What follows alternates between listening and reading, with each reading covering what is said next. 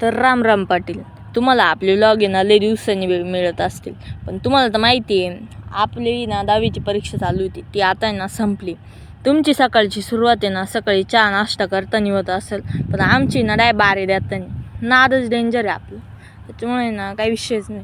तुम्ही म्हणशाल 10वीची परीक्षा झाली म्हणजे एकदम रिलॅक्स काही नाही भाऊ. आपल्याला डायरेक्ट आहे ना बारे हाकलून दिलं आहे नाही का. आता 2-3 तास आरामात आपलं बारात जाते.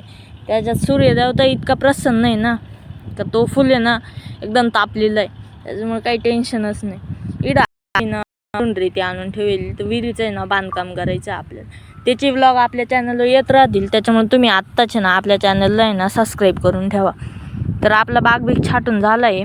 त्याचे ना मी इकडे येऊन पाहतो तर आपली लाईटच गेली. फुल लाईटीचं काही खरंच नाही बाबा. जेवढ्या वेळा चालू करा ना त्याच्या दुप्पट वेळा आहे ना ती परत बंद होती आणि आपल्याला परत चालू करायला जावं लागतं. हेच आहे ना फुल लाईटीचं फक्त एक आहे ना कारण आहे. त्याच्या निम्म्या वेळ तर आहे ना लाईट जायलाच राहते.